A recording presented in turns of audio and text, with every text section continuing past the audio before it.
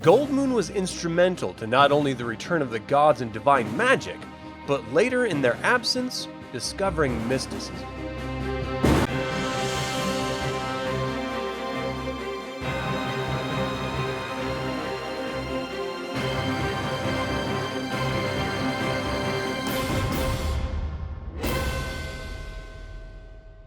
Welcome to another DragonLance Saga episode. My name is Adam, and today we're going to talk about Goldmoon. I'd like to take a moment and thank the members of this channel and invite you to consider becoming a member by visiting the link in the description below.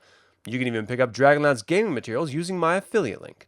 I am referencing the various advanced Dungeons & Dragons modules as well as the DragonLance 5th Age source books for this information.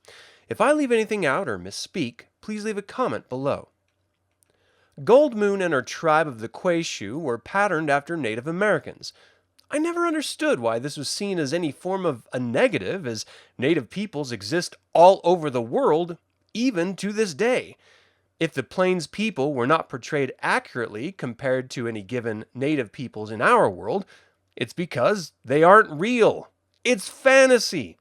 If you can suspend disbelief that there are gods that perform miracles and dragons that terrorize the land, a primitive culture shouldn't be a bridge too far. That being said, Goldmoon was the daughter of the Que-Shu tribe chieftain Arrowthorn. Their culture worshipped their chieftain as the gods, and Goldmoon was in line to become the goddess of her tribe. But it seems destiny had another plan for her. Goldmoon, with the help of her one true love, Riverwind, and the Innfellows, would bring the knowledge of the gods back to the people of Krynn.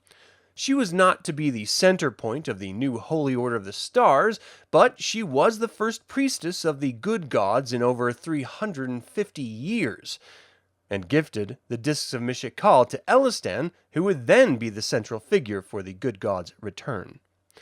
I've always enjoyed the fact that Goldmoon was a transformative figure. She challenged the culture of her people, of the existence of the gods in Abanacinia, and would not only bring magic back to Krynn once, but twice! That being said, Tracy Hickman noted that Goldmoon seems strong. She's basically insecure and uses Chieftain's daughter to conceal what she perceives as her weaknesses. She is the first woman we meet and get to know in the series, and we wanted her to be strong and fearless, yet still feminine and womanly.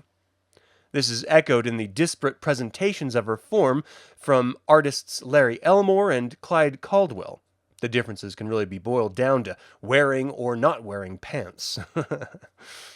While Goldmoon's presentation as a fierce feminine force to be reckoned with was never realized, she was presented as a motherly elder even at a young age.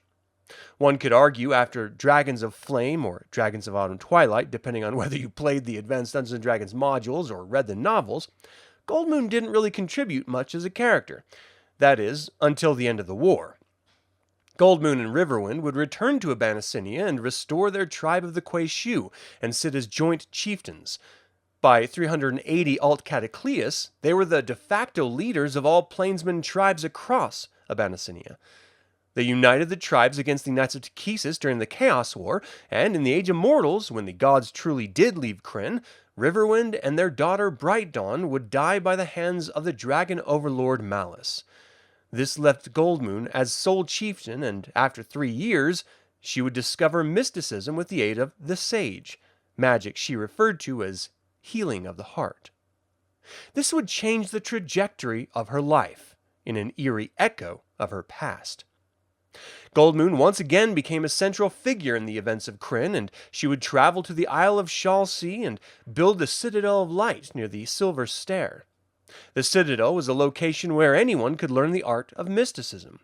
Goldmoon was asked to form a band of heroes to defeat the dragon overlords, and she was instrumental in forming the Heroes of the Heart. They would not be the only influential party to become inspired and driven by Goldmoon's passion.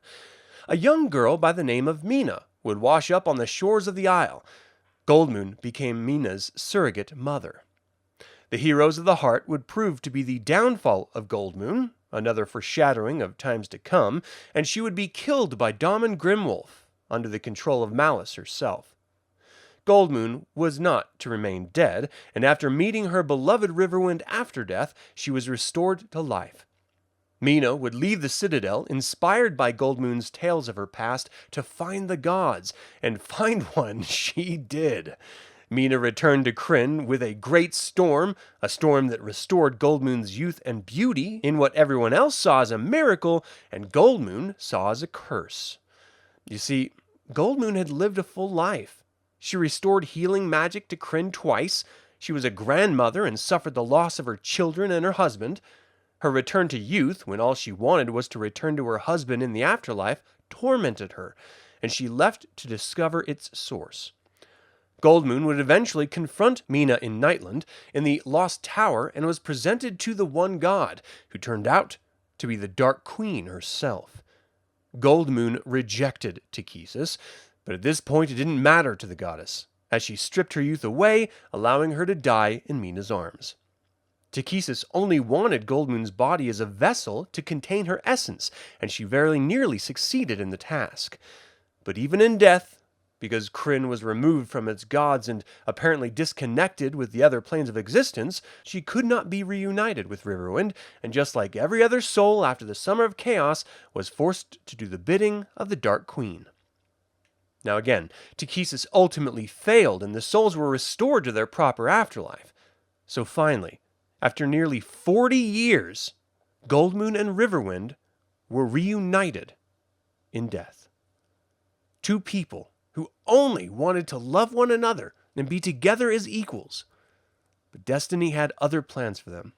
For my money, they are one of 3 great love connections in the DragonLance Saga: Carmen and Tika, Tanis and Lorana, and Goldmoon and Riverwind. Couples in love will often declare the aspiration of wanting to grow old together. This is a seemingly simple statement of everlasting love that we know is wildly difficult to find and even more difficult to cultivate.